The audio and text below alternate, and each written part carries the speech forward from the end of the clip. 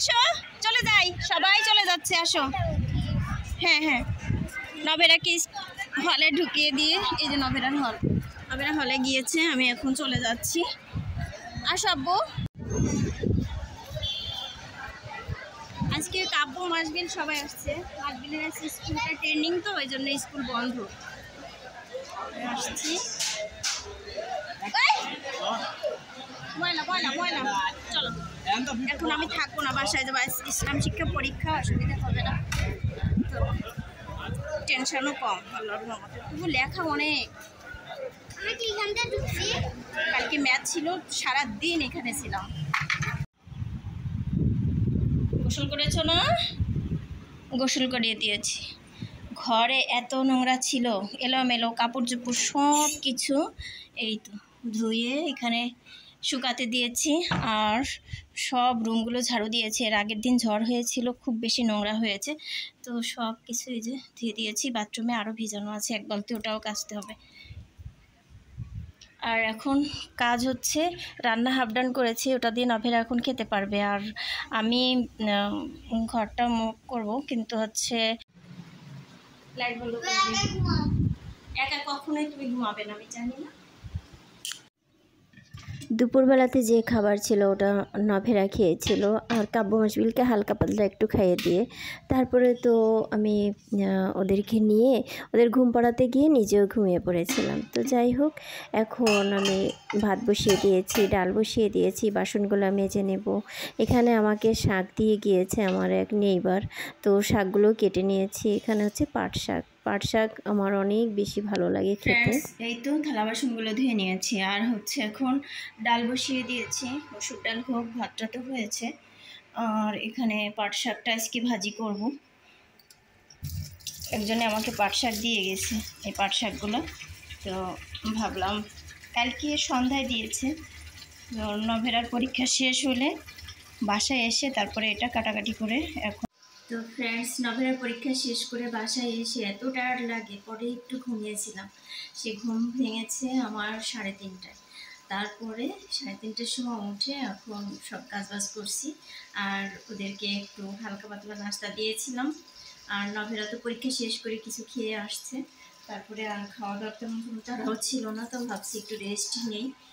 রেস্টটা নিয়েছি, রেস্ট নিয়েই ভালো হয়েছে, খুব ভালো লাগছে এখন শরীরটা। মাথা ব্যথা ছিল, শরীরটাও ব্যথা ছিল, এখন একটু ভালো লাগছে। ভাবছি রান্নাটাও করে নেই। ফ্রেন্ডস, শাকটাও আমার ধোয়া শেষ।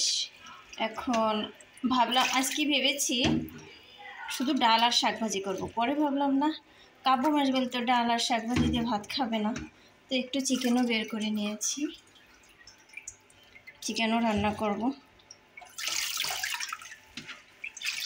মাছ খেতে খেতে আর ভালো লাগছে না, মাছ খেতে, মাছ আর খেতে ইচ্ছেই করে না একটা না মাছ খেলে। তো এই তো শাকটা আমার ধোয়া হয়েছে, চিকেনটা রোস্ট আকারে কেটে রেখেছিলাম, তো এখন ছোটো ছোটো করে কেটে নিব। আর মুসুর ডাল বলো বসিয়েছে, মুসুর ডালে একটু জাল কমিয়ে দিয়েছিলাম।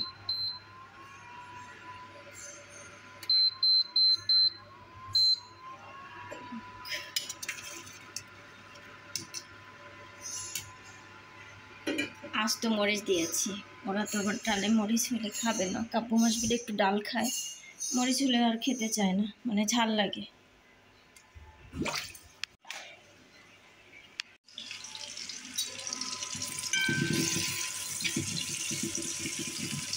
ফ্রেন্ডস, ডালটা আমার বাসন মাজতে মাজতে শাকটা এগুলো রেডি করতে করতে হয়ে গিয়েছে।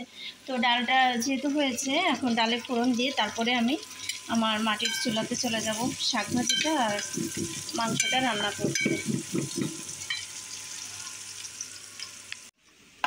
মাটির চুলায় ইদানিং রান্না করতে বেশ ভালো লাগে, তেল চিটচিটে হয় না ঘরে, এজন্য। এগুলো বসে বসে এখন কাটাকাটি করতে হবে। এত বাতাস, পাতা পড়ছে শুধু।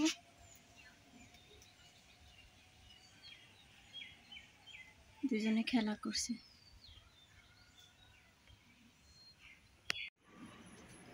রান্না করতে করতে অনেক লেট হয়ে গিয়েছে, তো যার ফ্রেন্ডস, আমার রান্নাবান্না শেষ, আর কাব্য মাসবিলকে একটু খাইয়ে দিয়েছি, তো ওরা এখন খেলাধুলো করছে, আর আমি গোসল করব, নিজে ফ্রেশ হব। একটু রেস্ট নেব, তারপরে খাওয়া দাওয়া করব।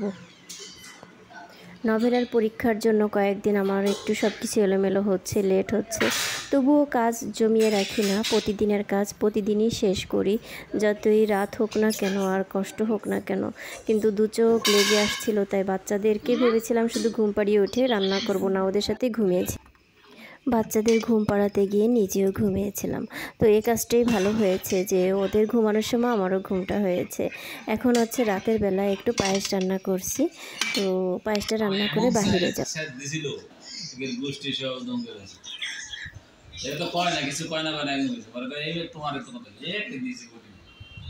নাটক দেওয়া মাংসটা এনে খেতেছ